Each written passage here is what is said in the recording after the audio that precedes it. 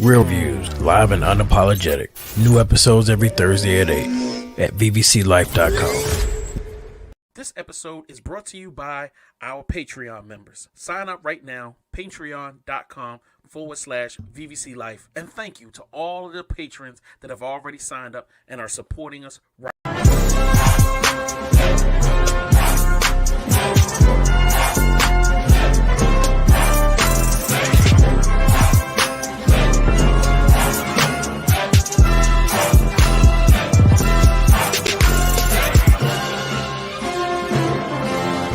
No ticket.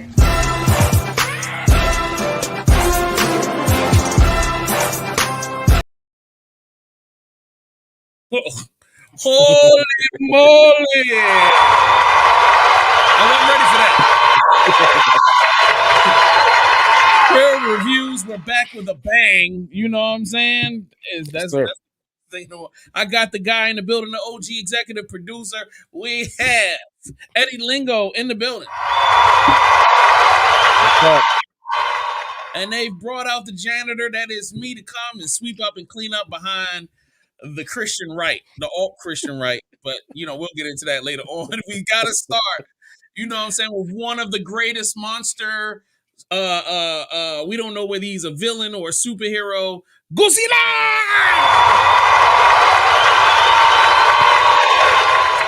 Could he be defined as a kaiju? Yes, absolutely. Okay. I don't even know what that word means, but I'm trying to get it all together. So I will yield the floor to you, sir. Oh, great, sir. So we just had Godzilla -1 drop this weekend, and this was actually unaffiliated with any of the feature films you've been seeing over the last few years from Warner Brothers. You got they've been doing some stuff building up with Godzilla and Godzilla versus King Kong, and they got the Monarch series now on Apple TV Plus. This is totally separate. This is basically Japan, who originally gave us Godzilla back in 1954. They are now they've recreated it, and they basically going back to the origin story and retelling that story of how after the Second World War, all the atomic bombs and nuclear weapons basically dropped in the sea and tested in the sea, created Godzilla, and now Godzilla is basically being what he was natural to him, being territorial, and he's adding Tokyo to his territory. And in this series, he's definitely not a hero. He's a villain. He's just doing what he does. Everything is a threat to him. Everything in his path, he's just trying to claim more territory and just be dominant. And that's what we're getting here in this movie. Word. Okay. So my next question is, what are your highs and lows on it? All right. So for me, the highs was that this was definitely a film that was for the hardcore fans. They made sure that anybody who's a true Godzilla fan was really all about it. Especially with the technology that we have today and the effects that we have, they still made it look. They made Godzilla look and walk and feel like the classic Godzilla from 1954. It wasn't really fluid moves. He was still, even though it was 100% CG, moving like it was a guy in a suit walking on a set. You know what I'm saying? So they kept that. They used that as paying homage instead of trying to make it smooth and updated. They were like, no, this is our Godzilla. He even some of the effects look like it's animatronics, prosthetics, but it was all CG, and they did that very well. And that's pretty much the high for me. I just thought it was just beautifully done. It's and paying respect to the original. Now my lows, a lot of different reviews went on about how the characters were so well developed and you can't help but root for them, and then how in the past Warner Brother films you never care about the characters, you just care about Godzilla. Well, I have to disagree. For me, yes, they did flush out these characters, but in my opinion, I couldn't get behind them because they were annoying. They were frustrating. Some of them were a little too in the head with their insecurities. A lot of them weren't being smart with the decision makings, and I felt like these characters weren't really. I know that there are people that make bad decisions in life, but I would like it where there's a balance. At least one character, but everybody was making these over emotional decisions and creating more problems with themselves. You see a big monster come in and you just stand there and watch him step on people, and you wait till right before he steps on you to start running. Stuff like that was just driving me crazy. It's like, I mean, you may not have had a chance anyway, but And another low for me is that I just wanted more Godzilla. I couldn't get behind the characters emotionally, so I wasn't really rooting for them. I didn't really, but the ending did save for me. I won't spoil it, but it gave me a little bit of elevation on both categories. You know what I'm saying? Okay. Yo, so all right, for somebody who's not a Godzilla fan, would you recommend this to a non-Godzilla fan? I'm being 100% with you. I would not. If you're not a big Godzilla fan, this is not the film for you. Especially because they're holding back on what you can get from Godzilla, because it's the origin story. Like they basically, you see him at one size, and then as things keep happening, you see him a couple years later at another size. And they spend so much time just like building the story up. You're really gonna feel like you didn't get enough Godzilla. You know what I'm saying? And then also, you really gotta be dedicated when you watch a movie, because it's in all Japanese, it's subtitled. So if you want to sit in there and just read, which some people don't have a problem with, but a lot of people, if you're gonna put in forth that extra effort to be cinema read, you got to be a big fan. No, I definitely feel you on that. All right, it's time to get to the ratings. Man.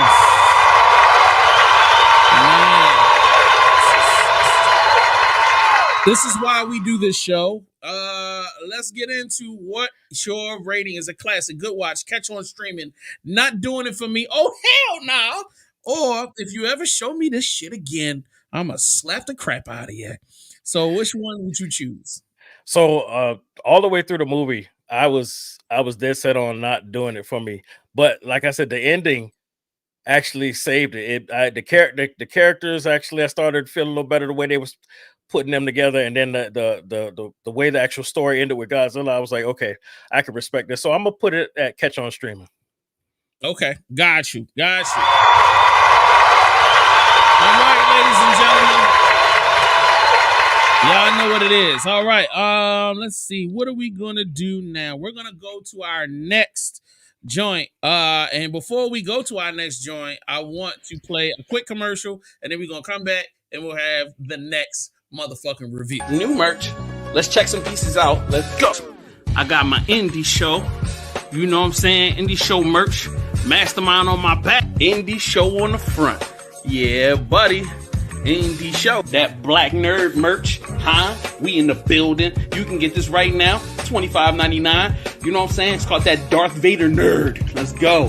This is all my dudes that love the pod, that's in that media game. You know what I'm saying? Active Potter. Huh? Got that Active Potter. Bam. Backside. Active Potter. Some more black nerd merch. Look at that. Man, I'm giving y'all classic stuff right now. You know what I mean? Tap in. The official Black Nerd podcast t-shirt on with the logo. You know? And look, we got them black nerd ingredients right there. So cop your merch right now. Tons more. I got more designs coming. I just ordered a couple of pieces because y'all thought I was bluffing. We got tons of merch. Over 40 different designs. Support right now. VVCmerch.com. Where's my wife? I shifted her. What do you want with me? This is not my world. I've never been to this lake before.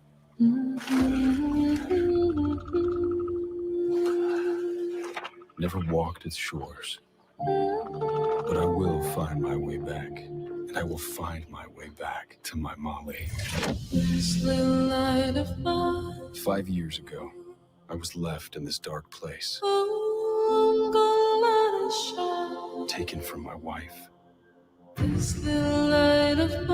The people here have no hope. You still looking for that wife of yours? You're clinging to scraps of rumors.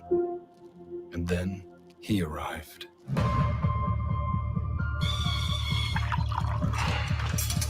Where's my wife? I shifted her. For every choice you make, there are countless other realities where you make a different choice. You're talking about parallel Earths. Imagine having the power to move people from one reality to the next, to shift them.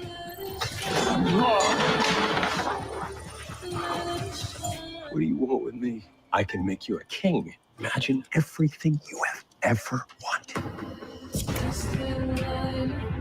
Work for me and get back with the woman that you love.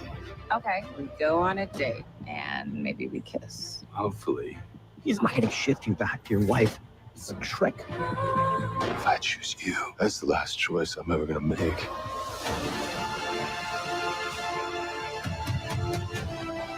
I will never leave you alone. I've seen a bunch of people like us out there looking for a little hope.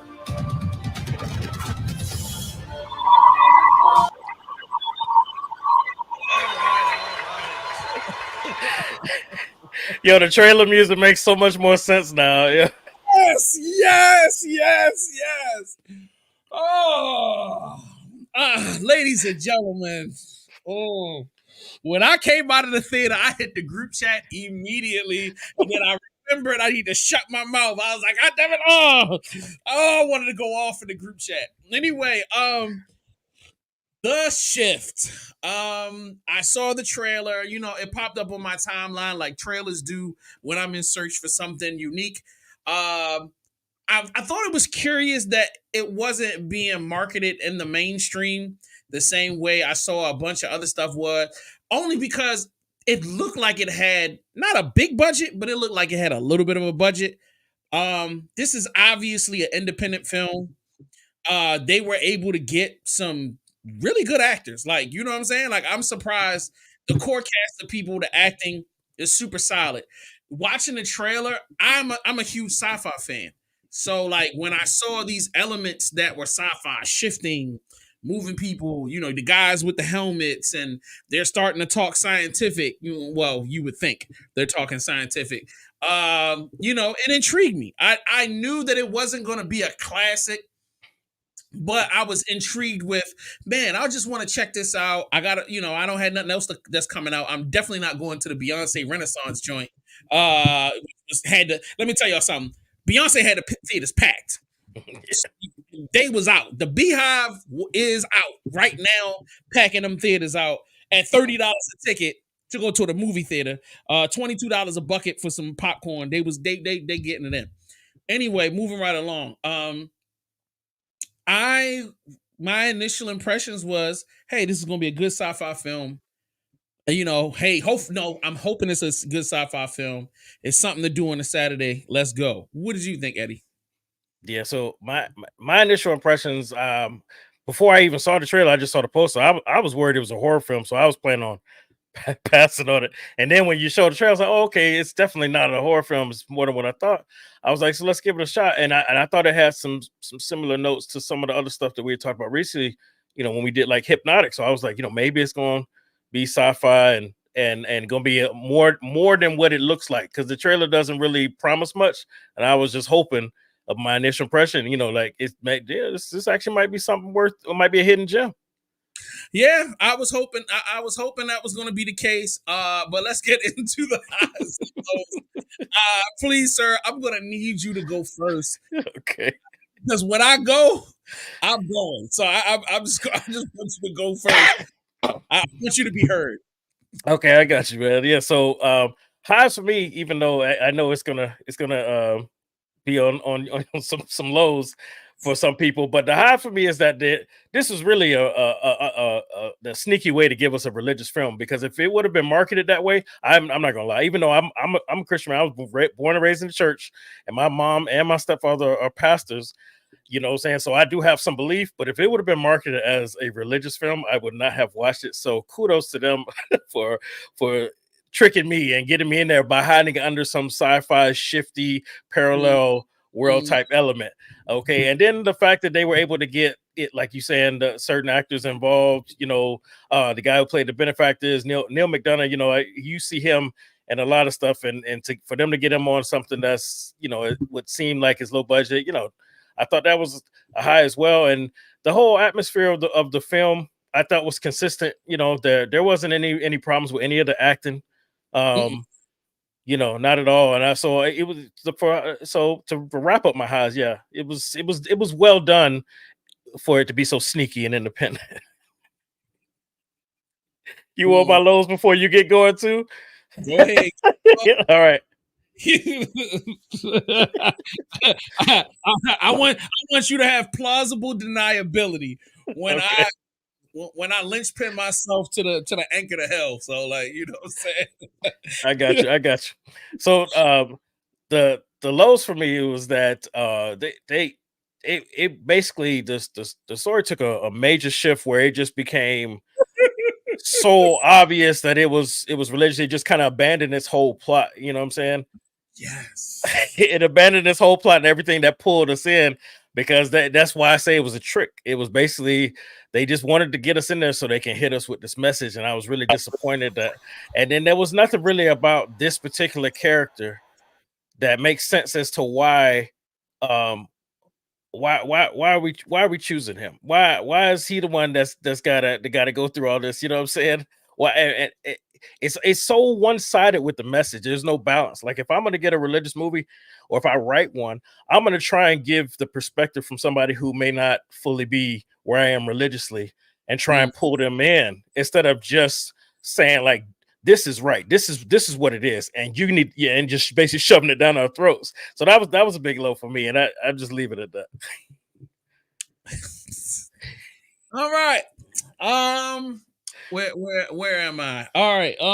Let me get you off the screen. Do you even have any highs? Do you even have any highs? No. I mean, well, no. That's not what I meant. I mean, to answer your question, sir, yes, I have a bunch of highs. Okay. You know, and I've got some lows as well. And I think you really spoke on a lot of it, you know, pretty much. But the shift literally it was like a Jay-Z, it's like a Jay-Z bar. It's quadruple entendre. You know what I mean? The shift shifted in narrative, it shifted in talking point, it shifted a bunch of stuff. All right, let me start with the highs. The highs is the acting. Like my guy said, the acting is great. That was something that I constantly was wild at. You know what I mean? And I laughed out loud multiple times. And I was saying, I think I talked more in this theater than I've ever talked in any other theater before. You know what I mean? And I think I've never had so many Christians be upset at me in one space at one time, because I was actively talking to the screen. You know what I mean? Because I'm like, yo, you are really selling this bullshit. People. So I was in the theater loving the fact that these guys have nothing to work with. The script the script has potential. The story has great potential. I came into this and I was really immersed. And I was like, man, watching this guy's story, I was like, all right, you know what I'm saying? This is a great solid start. And then once we got into bringing in the main villain, that's when it all starts to fall apart. But staying on the highs. Utilizing the small budget so great. I loved how they took the same section of the city. You know, you shot it one way for current times, and then you shot it another way for this other dimension, and you've only added or subtracted just a few things, like how they skillfully use the light to imply the darkness, even though the spaces weren't dark, to give this kind of bleak energy, to like almost kind of give you like a post-apocalyptic thing. I feel like with the budget, I think whoever was in charge of sets and clothing and all that, I just honestly, like, I was really amazed that, man, you really guys were really able to pull this off to make it believable with not a lot of money, with not a lot of locations. You know what I'm saying? There were the usage of small crowds and small things like that, but like essentially I mean, honestly, I really thought they did a great job shooting it. The cinematography was cool. There were just a lot of cool, simple things that they did to give you this sci-fi story. And that was that. So those are the highs. The lows are anything that had to do with the crowbarring in of this stupid ass Christian shit. Like everything about, I am so pissed because I swear to God, the writer better be like a Christian writer. Because if I find out that this writer wrote a dope ass sci-fi story and some Christian bought it and raped it back down to shit, just a crowbar in a stupid ass have faith and all this stupid shit. It's dumb. It's completely idiotic. And it could have been done so much better. So much better. You could have told a much greater Christian story if you would have stopped trying to fucking heavy-handedly smash these stupid ass concepts that are so dumb. You didn't need to do 90% of this shit. I could have bought into it if you had just written a better goddamn story. If you had just taken the time to not be overt about everything. We would have fallen in love with the characters. That was the problem. I was in love with the characters in the beginning. I was with it. And then even when the shift guy came and he's talking, I was kind of with it. But then I was like, why are you doing this Jesus thing, this God thing? Why are you doing that? You could have told me the story without having, and you didn't even say Jesus and God. That's the worst part. You were trying to be sneaky, unsneaky. What the fuck? That doesn't even make sense. This whole thing didn't make sense. If you wanted this to be about God and Jesus, then make it about God and Jesus. But don't ruin the movie trying to underhand some. Your mic went. You're not back yet.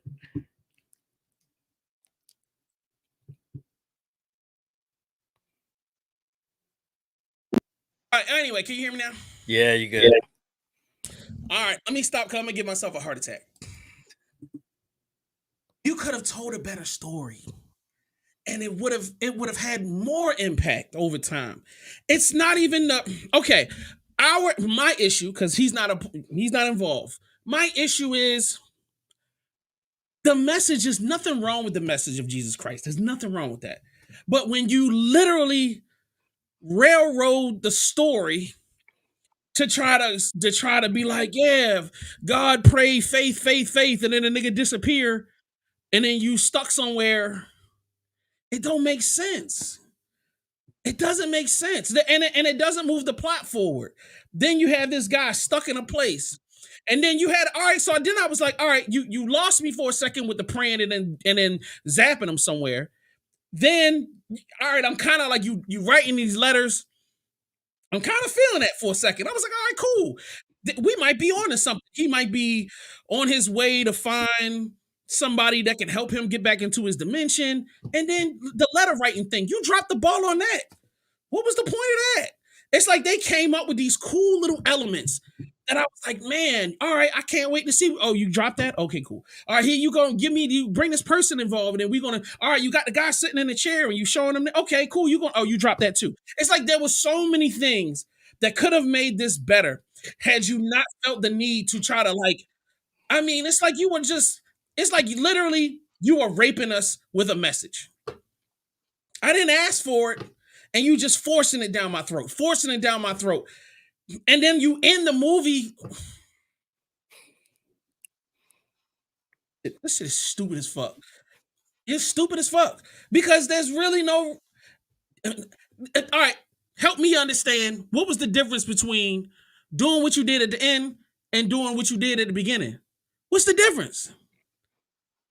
Right. So why do we even get the movie if all you need to do is just pray again? Right. And then you're going to have the guy tell a story about Job, which is him telling a story about himself. Ooh, deep. The great reveal. And it was just like, and you flubbed that. I mean, I've seen other Christian films done way better. I've seen them done better. You had the reason why I'm upset and I'm damn near about to have a heart attack is you had the premise for a great sci-fi film.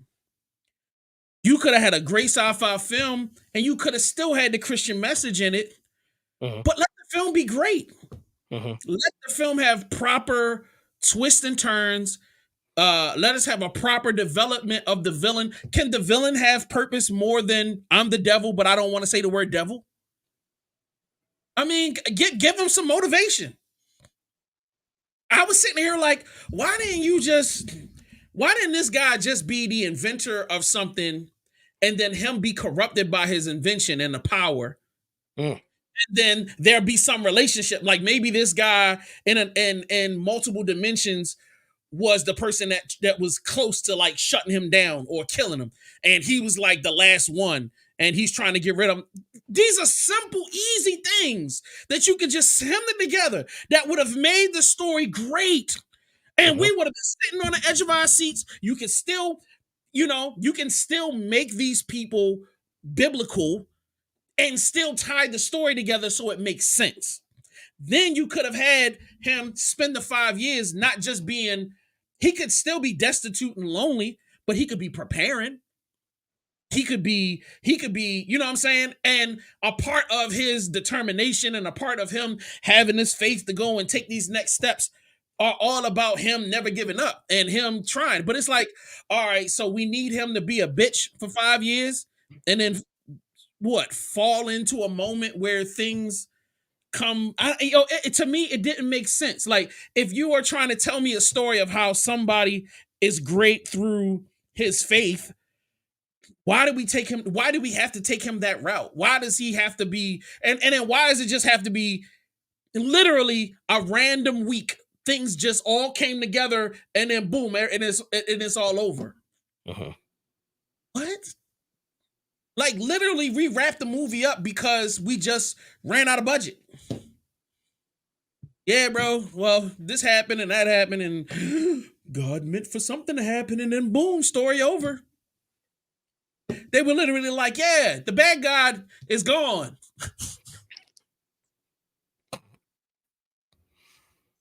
Half of the film, the nigga wasn't even there. Nah. Because they didn't have nothing for him to do. Maybe they only had the budget for the bad guy, character guy to be there for a day. I don't know. But they had the audacity to roll the credits and then put a countdown to a post-credit. That wasn't a post-credit. It was a sales pitch to say, hey, man, if you like this film, no. Hey, man, if you got faith like I got faith, and if this film touched you inappropriately, obviously it did, and I'm fucking suing. You know what I'm saying? Pick out your phone and scan this thing and then buy a ticket for somebody else so they can get raped. You know what I'm saying? Like, and even if you don't have them, still scan it and send it to somebody so we can potentially rape them. You know what I'm saying? Like, I love that at the end. I thought that was a great idea, by the way.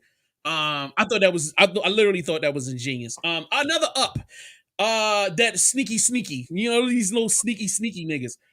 Instead of putting a cross on there, you had the 2 circles and the 1 circle is filled in because he lives.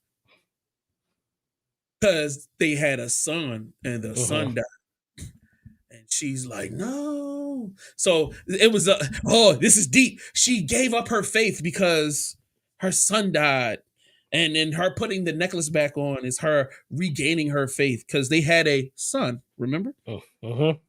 The son goes away, and you could have even tied that in. You could have made the bad guy the son. That's what I thought it was going. That's where I thought it was going. Once again, great potential. And they just said, what? This good shit? We don't want this good shit. Just throw it around. Like, bro. So pissed off, yo. And let's clarify for the record, because there's going to be somebody that's going to watch this and be like, he just doesn't like Christians, and he's not a Christian. And no, I'm a freaking Christian. I'm probably more Christian than your bitch ass is. But let me tell you the reality of this shit. And clip this up and put this on social media. All right? You heard me, Eddie? You clip this shit up. Let me tell you, fucking piece of shit nigga, something that made this bullshit ass movie. It ain't because I don't like being a Christian. I'm a Christian. Been a Christian my whole life. My whole family Christian. His whole family Christian. We've been Christian. We more Christian than you'll ever be. Right. But you could have told a great story, and then I would have bought the movie. I would have brought friends to it, and we could have had a good Christian message. And guess what? I would have felt more proud to be a Christian if you had done this right. Right. You did a good enough job to get me in a theater selling me a story, and then you guys were so lazy that you didn't even want to create a good story. Y'all came up with something so, you probably had a great story, and then wanted to crowbar in Jesus and Christianity that you ruined the film. Subsequently, it pisses me off. Now, I'm not gonna lie, in the theater, there were some people that really enjoyed it. But I'm smart. I'm an I went to school and I've got an education. Even though I know you guys don't like people like me because I'm not as manipulative. You know, you can't manipulate me as much as you can manipulate somebody else. But at some point, you gotta have people like me around to keep the lights on. So do your job and stop giving me this bull crap. The shift. You know what? I'll shift you out of your chair when I see you. Clip done. I'm tired, boy. I'm tired, boy. Tired. God damn. I was so excited for this, yo. Even though another high. The little gizmo on the wrist. I thought that was dope. Man, I was like, oh, that's a cool little thing, man. Like, because you know, sometimes with cheap sci-fis, they go, it'd be some crappy stuff. It'll be some big bulky. Extra gimmicky, bulky. Yeah, they put too much.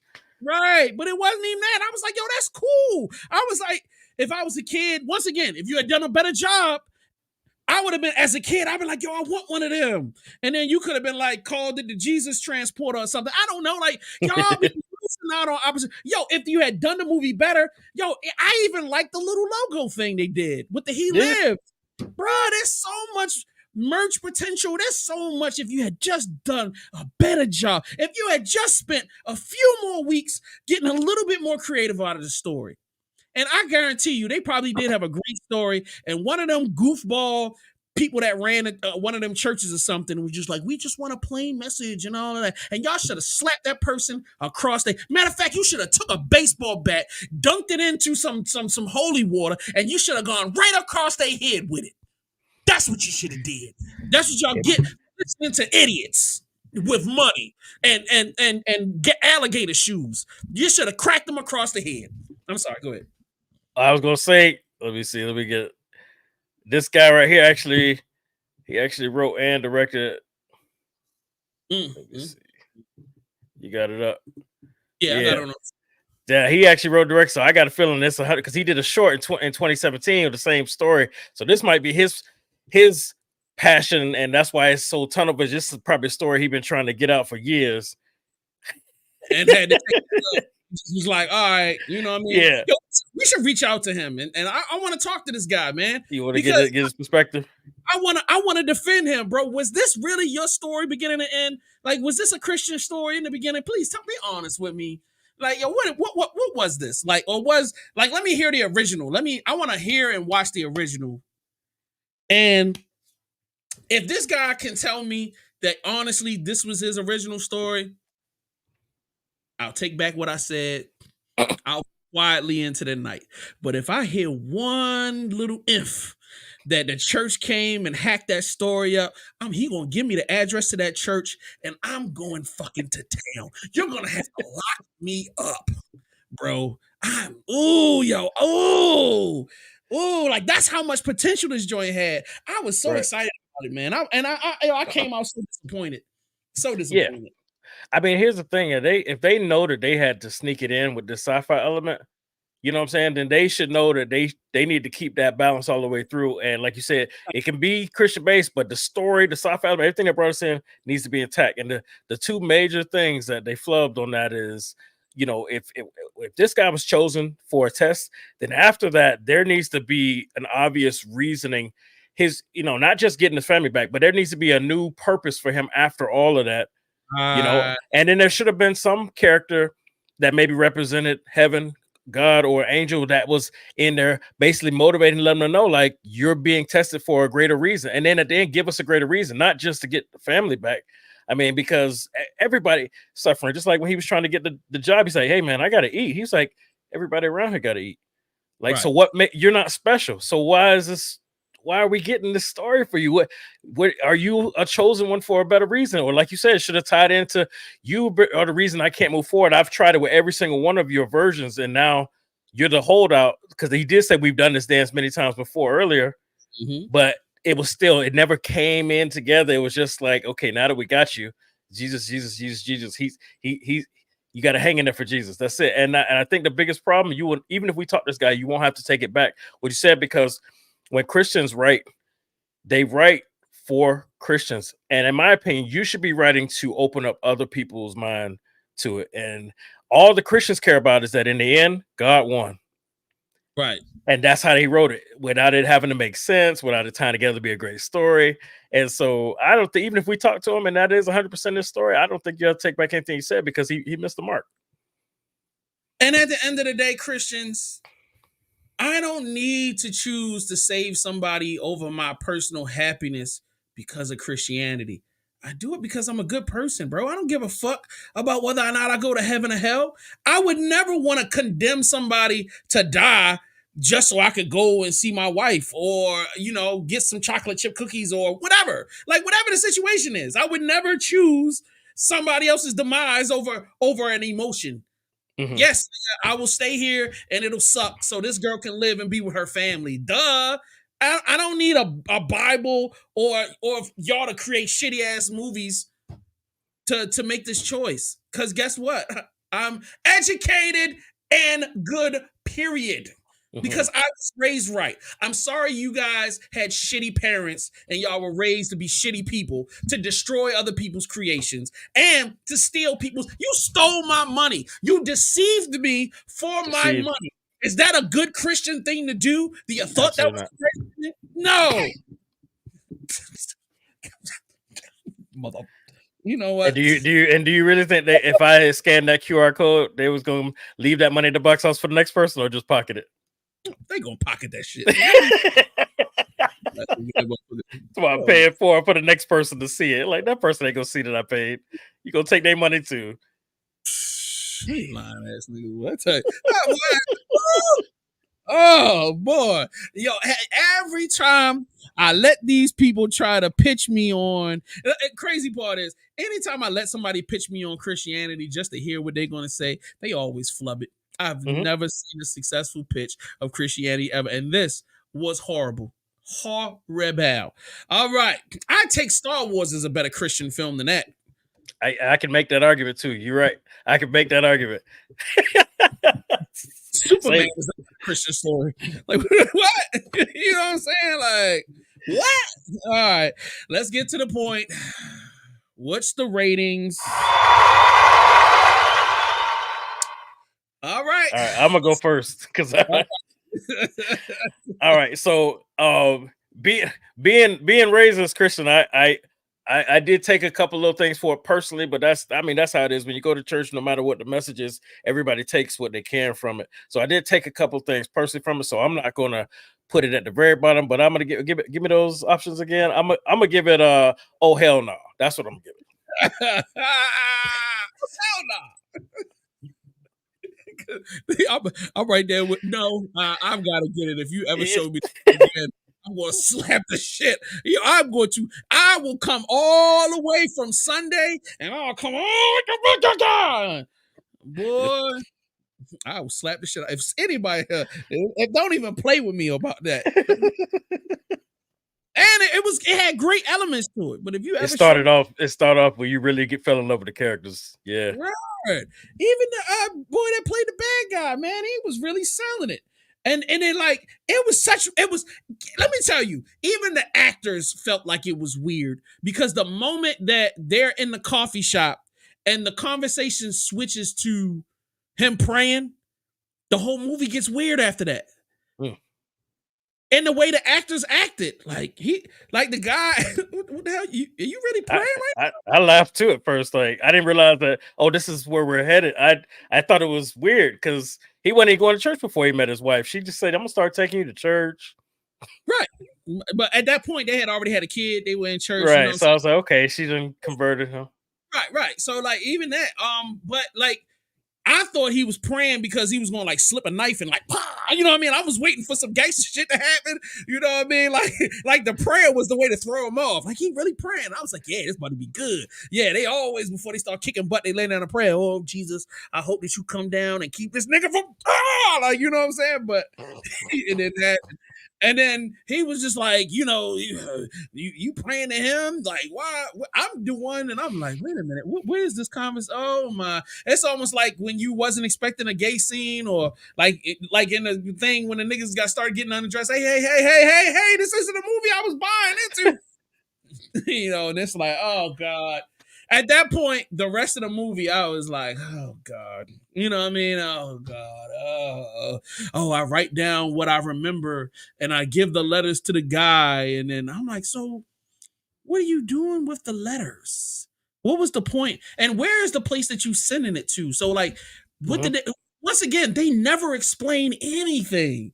Oh, you're writing Bible quotes. And then why? So this, all right, plot hole. You about to say the same thing I'm thinking. Go ahead. If the guy that you giving the letters to don't do nothing with him, how did the family know who the hell he was and said, yo, we heard the readings? What? How the fuck? It's what? not possible. It's not possible. They flubbed that. They flubbed that royally, which inevitably could have been a great side story. Once again, the redemption of the character. All right, you here for 5 years. I'm thinking he was going to turn into somebody that was like he had like his underground. I thought when he met that family, it was the beginning of the underground Jesus cult. Like a revolution. Yeah, right. This is the revolution. And now, which I would have been like, cool. Like, to me, you take something awkward, you really, put it together and make something dope. It could have worked. But once again, like, they flubbed it, bro. They flubbed so much of this, man. Like, you know what I mean? We could have had, Job the intergalactic gangster, like, you know what I'm saying? He could have been out here, he a gangster for Jesus. He got his old Jesus tattoo, and you know what I mean? It would have been gangster, but he didn't. They dropped the ball. Once again, I could reformulate this thing 1,000 times and it would have been way better. Word. All right. I got that out. I'm back down. I feel better now. All right. I've been holding that since I came out of the theater, and I wanted to talk to you so bad. I saw them 3 dots. I was like, he about to say so. He kept going out, and then he stopped. Like, never mind. I'm gonna make these niggas press play on this shit. Because I wanted to go on Facebook, Twitter. I want to create a video. I want to call you. What the fuck? I was like, no, I'm not going to ruin the review. All right. So in the comment section, like, tell us how much you hate us. Tell us how much we're not Christians, how much we don't deserve the body of Christ and all of that. I got it. I get it. But just know that I'm coming for you with a baseball, with a Jesus baseball bat. Somebody's catching it. Somebody is catching it. A new definition of a Jesus piece. Yeah, right. You're going to get a Jesus piece. Get me a Colt 45, a gold Colt 45 dipped in holy water. Somebody catching a hot one in the ass for this one. Oh my God. Like, and all right. So this is another thing I came out of the theater with. I'm giving y'all my dark future twisted theory is that there are more Christian stories being told on film. And I feel like they're developing an entire, like, all right, genre of this. It's almost like a genre now. Like, you know what I mean? You got the movie genre. And now that you're trying to push this mainstream to try to, like, force it down our throats. Now you got the Speaker of the House feeling like we don't need to have church and state no more. No separation of church and state. And I was telling my homeboy when he was coming out of the theater, if you take away the separation between church and state, Hollywood is going to be that. Every time we go to the theater, it's going to be some Christian bullcrap that we're going to have to watch. We're not going to be able to enjoy just regular old whatever. Right. Everything is we're going to have Christian soda, Christian chips, Christian breakfast, lunch, and dinner.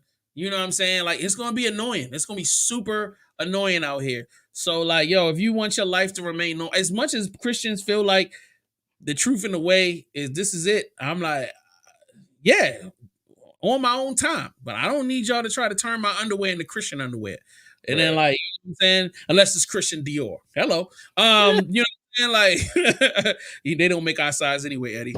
But yeah, man. Scary thing. So anyway, y'all make sure y'all check out all of our stuff. Subscribe to the Patreon right now. You know what I mean? Check out last week's episode. I mean, from the earlier this week. And definitely check out the next reviews that we got coming up. And this week, what are we reviewing this Thursday?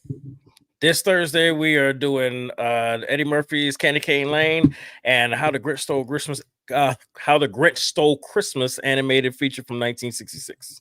Thank you. Now, I went looking for the Candy Lane movie, and I didn't find it on my I didn't find it on my Netflix. It's on Did you- Prime. It's on Prime. Oh, it's on Amazon Prime. Okay, cool, Yeah. cool. And it's 100%.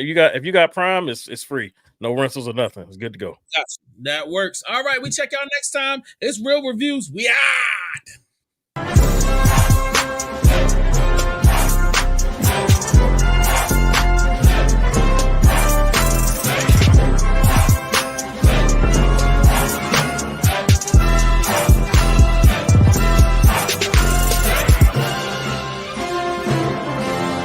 No ticket.